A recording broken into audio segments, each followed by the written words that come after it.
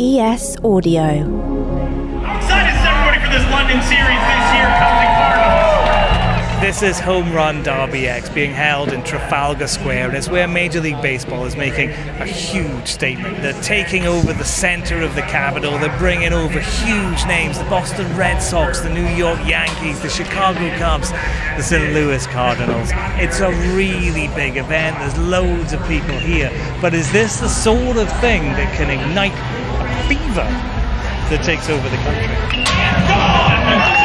fact that we are here in the heart of London, Trafalgar Square, putting on a home run derby? I mean, what? It's absolutely mind-blowing. Now, if you're a baseball fan, you'll have instantly recognised Nick Swisher there. He's a full-on sporting hero, a World Series winning New York Yankees legend, a power-hitting all-star who smashed 245 home runs out of the park in an 11-year career. But you probably didn't. This is MLB's big problem. It's trying to break into the UK with a game that, frankly, not that many people here know about, not even the names of its biggest stars. And it's down to Ben Ladkin, who used to work for Arsenal Football Club and is now MD of MLB Europe, to change that. I'm really bad at baseball. I came to it far too late. I was applying for the job, or sort of in conversations with the job, when the 2019 series was on, and I distinctly remember sitting there in the stands watching it going, these guys have done an absolutely amazing job. I'm not quite sure I can kind of follow this.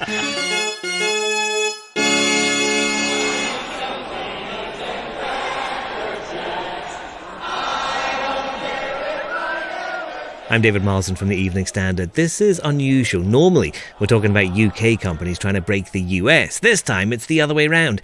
You might be surprised to learn how hard it is to do. But let's start with how to make a statement, and that festival of baseball they put on in London when the US took over Trafalgar Square.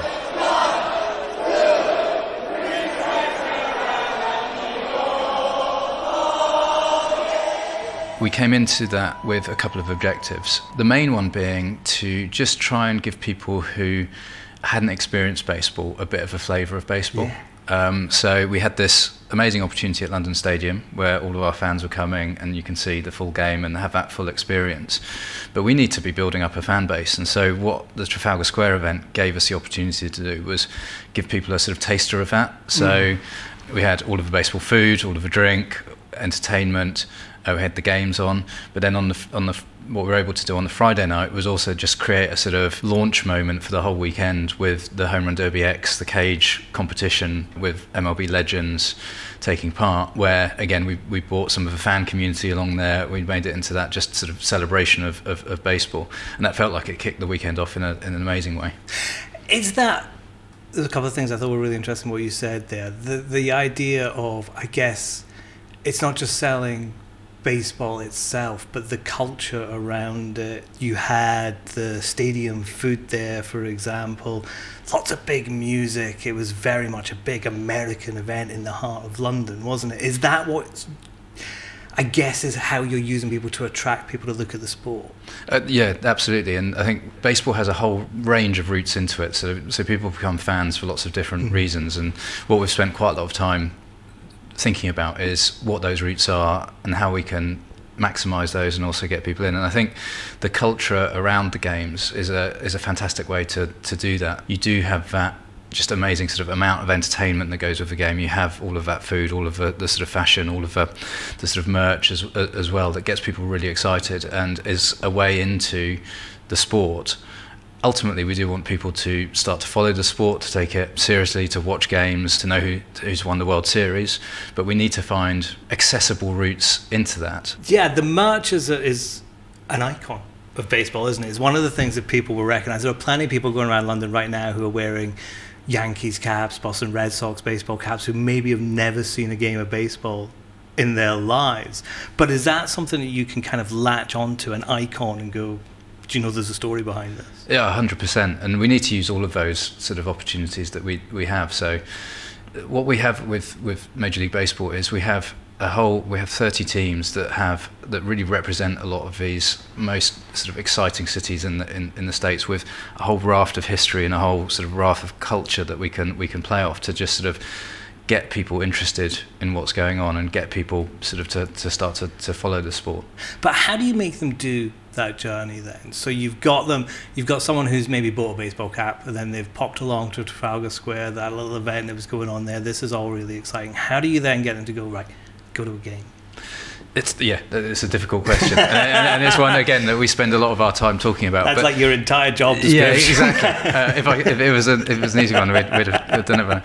I mean, I think it's by providing a whole raft of touch points and making sure that those touch points feel relevant for those people. So one of the things that we've spent a lot of time on is on our sort of social media strategy and our content strategy, and to make sure that if someone has their interest piqued by buying a Yankees cap or coming along to Trafalgar Square, they then look online and can find something that isn't a million miles away from that experience, but starts to get them into that journey. So there is in the States, baseball is obviously the sort of national pastime. It's a massive sport over there. Over here it is a lot less so, and so we need to provide entry points where it's easy to understand what's going on. It gives you a sort of digested feel around this sport, about what to look out for, what to follow, and for it to be entertaining. I think sort of one of the things that if you came along to Trafalgar Square, hopefully you'd have gone, well, this is fun. This is fun. It's entertaining. People are just enjoying it, and so we need to make sure in the content that we do or in the participation pieces that we do, we're also just making sure people have a very similar experience, that there's fun involved, it's charming to a certain extent, that we play off these sort of values that we have that maybe distinguish ourselves again from some of the other sports that are out there. How constant does that messaging have to be? I mean, are you pushing it out all the time and targeting the people that you've met, or does it become overwhelming for people at certain points? So we very much focus a lot around the games and bringing teams across. So we have an opportunity this year, we've got it in 24 and again in London in 26, where the two Major League Baseball teams come across from the States, and it is a massive occasion. And what we try and do is use that sort of tentpole event to drive that kind of mass interest. But I think what we're in a really good position now is that we have the teams over here that can start to take advantage of that on a sort of day-to-day basis. So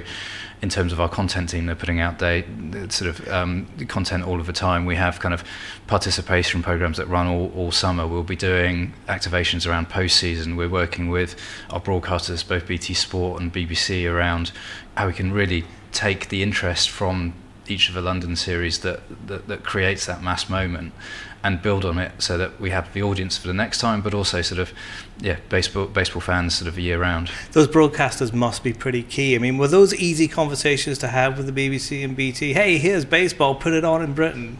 Did they go yes, or did they go kind of wait a minute here? I mean, I think actually we've spent a lot of time with both, but with the BBC maybe in particular over the last year or so, they've given us the opportunity to reach a really mass audience. So the BT Sport do an incredible job for our fans, and people can regularly watch baseball on those platforms. I think with BBC, there's obviously a lot less. So we did a game before the London series, we're doing the London series, and we're hoping to do a couple more this year. So it gives us just more individual opportunities to reach a new audience.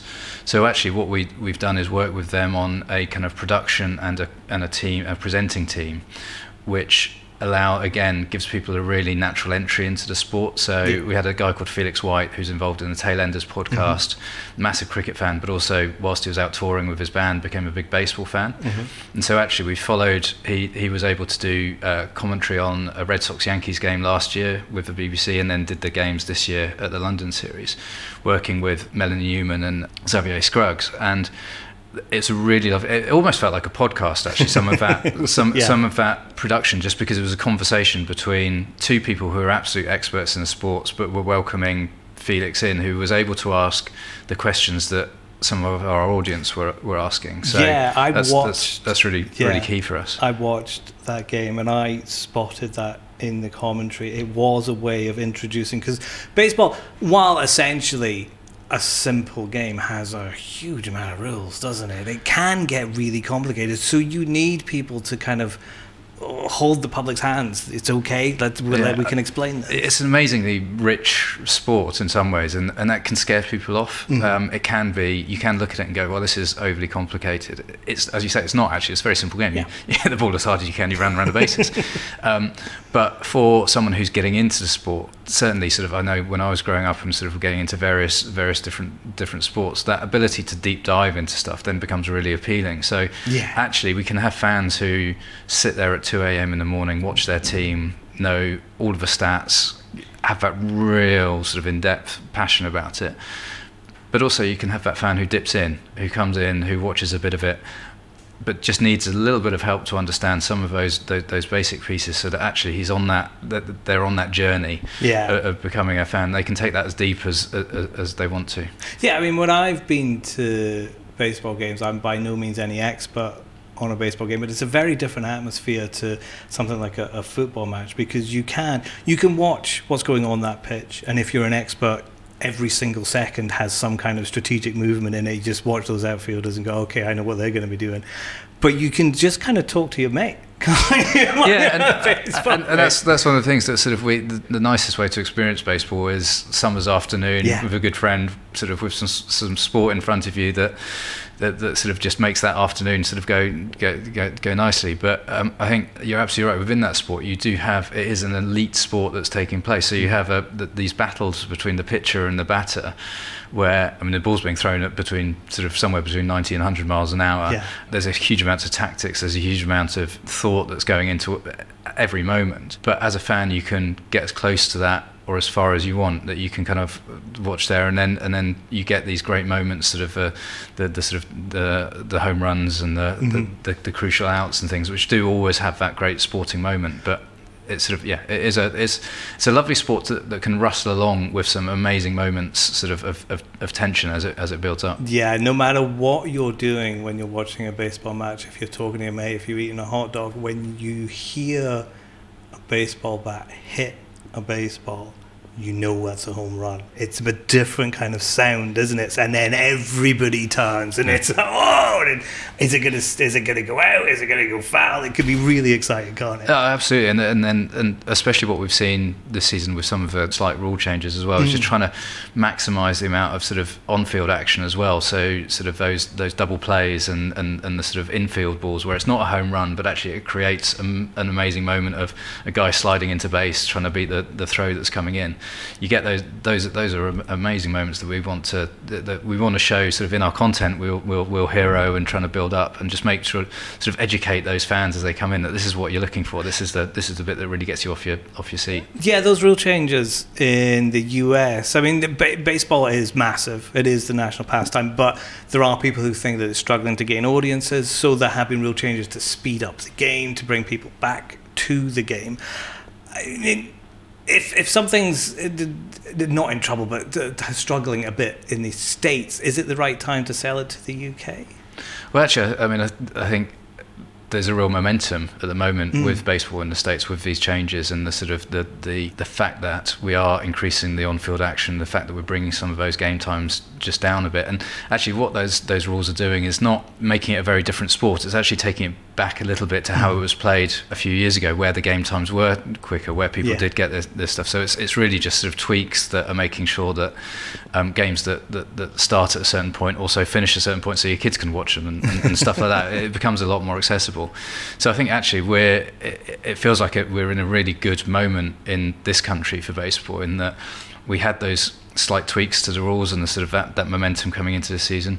We also had the WBC and the GB team competing out in that at the start of the season, which was amazing. They now won a game, so they're qualified for the tournament in 26. And then we had the London series, and know that we're coming back next year as well. So it feels like we're in a real moment of momentum actually for the sport. Okay, I'm going to practice my batting for a bit, but while I'm doing that, here are some ads. Why not hit your follow button so you never miss an episode of How to Be a CEO?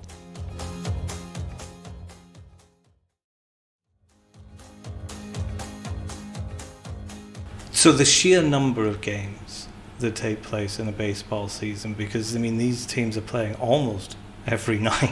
While they're going, it's not like going to see football at the weekend. This is Monday, Tuesday, Wednesday. There's a lot of games, and also there's a time difference as well. Some of these are really late. The World Series can start at 1 a.m. in the UK. How do you tackle that? Because that's like an endemic problem. You can't make, you know, the team in LA play at a different time just for the UK, can you? Yeah, I mean, there's two very different kind of pieces there. I think the time difference is a challenge. There are enough games that you can watch on a Sunday evening or on a Friday evening. There are sort of day games on the East Coast are actually fairly convenient to watch prime time over here. So there are opportunities to watch, and we need to do a good job of pointing those out and getting people sort of in those routines that on a Sunday night there'll always be a game on. You can tune into that. So I think that's what we do. But also the amount of games and the fact that they're being played overnight just also gives us a bit of an opportunity. So as people wake up in the morning, if you're a baseball fan, you'll have something to watch. There'll be highlights of that game. You can find out. You can catch up. There'll be a whole raft of stuff that you can see over your sort of serial in the morning. So we need to be cogent of those differences and try and actually create watching patterns or behaviours that respond to that. And we're not alone in the time difference piece. I mean, the NBA, NFL also have those same issues. NFL's been very successful here in London. Have you looked at them? I mean, you probably don't want to admit it, but have you taken a few ideas? Well, I mean, it's no secret they've sort of been here. They've been doing this for a long time, and sort of have been having games over here regularly for over 10 years now. And certainly, what we're looking to do with bringing teams back regularly echoes what they've done, and it's a sort of similar idea that we're able to get people into what was a football stadium as a ballpark for our weekend on a regular basis. That is definitely going to build the fan base. But there are also differences within our sports, and so you look at what other people do, try and take sort of inspiration from the best ideas, but also always have an eye on what's unique about what we're trying to sort of create fandom in. What is unique? What's the difference between NFL and MLB? What would you say? I mean, they're two very, very different games, aren't they? I mean, the NFL I mean, one of the nice things about the US sports is that they tessellate quite nicely across the year. So the NFL has that sort of autumn, winter piece. You got one game every week. Kind of, I think there's a different feel to baseball. It's sort of it's a summer sport. There's definitely similarities with cricket in terms of how you can deep dive into the sport and get a real sort of understanding of the flow of those games. So in a similar way that you might have a test match which ebbs and flows, and we've seen a couple of incredible ones so far this summer. Just recently, with baseball, you'll have those series. So teams will play each other over 2, 3, 4 nights. Yeah. And again, you'll get that similar ebb and flow. So there's definitely things that we can dial into in baseball that we need to make it appealing to all of our fans. So you've got all of these eyes on you again. You had a really successful event in London. You had the game, Cubs and the Cardinals. People are looking at baseball.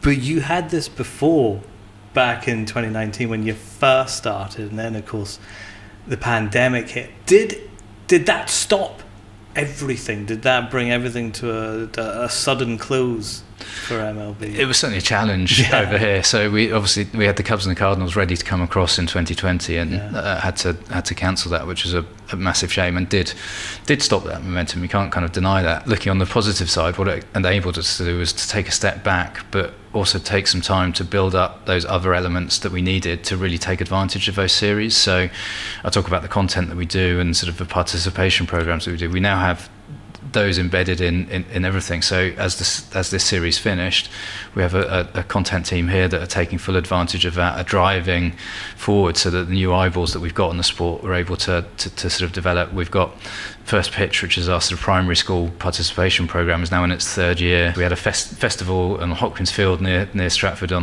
during the week before the series, so we're able to again build that up. We were able to get, as people came through in Trafalgar Square, we were able to get them to follow our social channels, to sign up for our emails. So we're in a much better place now to actually communicate with all of the sort of people who are starting on that fandom journey, rather than just having one pinnacle moment and going, well, that was great, let's plan for it next year. Yeah. To actually figure out we need to be doing stuff all year round. And have that, and so we've got that. We're now in a much better position. We certainly don't have it all completely sorted, but we're in a much better position now. And sort of as we go forward, so for next year we'll have a bigger a bigger database of fans that we're regularly talking to on email. We'll have a bigger set of social media followers, and that just keeps growing as we're building out through these events. So the Monday after the Cubs Cardinals games, did y'all get a day off, or was it immediately right back on it? We've got to hit this now.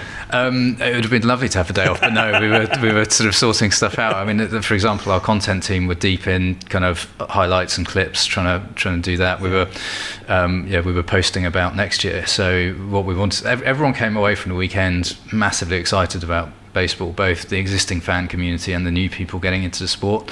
So actually, what we wanted to get the message out is the rest of the season's still to come. We're halfway through. Get involved, get watching.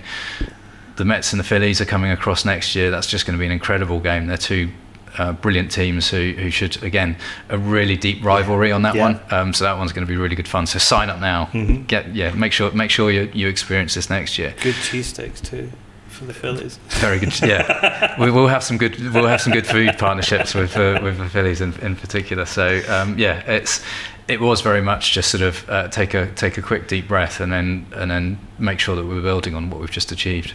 So I want to talk about where you're going next, but before we get there, I want to kind of get to how you got here. You said everybody here has a story to how they got into baseball. What's yours? So I worked at Arsenal Football Club for 11 years. My background is really around digital platforms and content and creating platforms, sort of fan engagement platforms. When I was first sort of approached about this role, the thought was we did have these big events, and using kind of that expertise to start to build out this fan engagement platform was sort of a challenge that I was given. For me personally, it was a sort of interesting move because you're going to something which has a lot less eyeballs in this country, but is massive over in the States, and a real challenge to try and build that up. But also it's a sort of broader role that encompasses not just the content, but the events, the participation, all of those elements, trying to build those together to make sure we're sort of taking advantage of everything within those different areas. Did you know, okay, this is what we're going to do, and I'm going to stick to this plan, and have you stuck to that plan? I guess on day one, did you look at it and go, whoa, this is not what I expected from this? I mean, it was interesting. Sort of, I was applying for the job, or sort of in conversations with the job when the 2019 series was on, and I distinctly remember sitting there in the stands watching it, going, "These guys have done an absolutely amazing job. I'm not quite sure I can kind of follow this." So that's a nice challenge to have. I think I had a good idea around how we can work out some of those platforms, but a lot of it has been around learning, and to be honest, it's all about having a fantastic team here. So we've got a really good, it's a relatively small team, but it's a group of people who are incredibly passionate about what they're doing, and really it's about just making sure the best ideas that everyone has get fulfilled, and we actually build on that. So certainly what we've achieved over the last sort of 3 and a bit years is all down to the people in the other room here, as opposed to sort of any sort of grand plan that I came in with. You're not supposed to admit that. It's all down to you. What is next, and how do you build on this momentum? You've had a very successful event. You've got these eyes on you. How do you keep them on you? How do you get more? So I think we're in a good position knowing that we are coming back next year, having such a good lineup next year as well. As I say, the Mets and the Phillies I think is going to be really exciting. I think it isn't about any kind of one silver bullet that just sort of suddenly unlocks this massive fan base. It's about carrying on doing what we want to do across each of those areas as well as we can, and continually also having a bit of an open mind around what works and what doesn't, especially, for example, in the digital space. And actually sports is moving pretty fast, and the sort of how you create fan engagement is moving pretty fast. So not having anything that's particularly sort of being open-minded to make some changes to do what's sort of required to build that fan base, especially with sort of younger fans, sort of being having your eyes open to what content's working, what's not working is kind of crucial. I think the air conditioning's just come on, so the building itself's throwing me out now. So let's go just finish up there with one final question. Have you ever hit a home run? I've not. I'm really bad at baseball. I came to it far too late. That was Ben Ladkin, MD of MLB Europe. For more interviews, news and analysis, pick up the Evening Standard newspaper or go to standard.co.uk/business. How to Be a CEO is back on Monday morning. We'd love to see you then.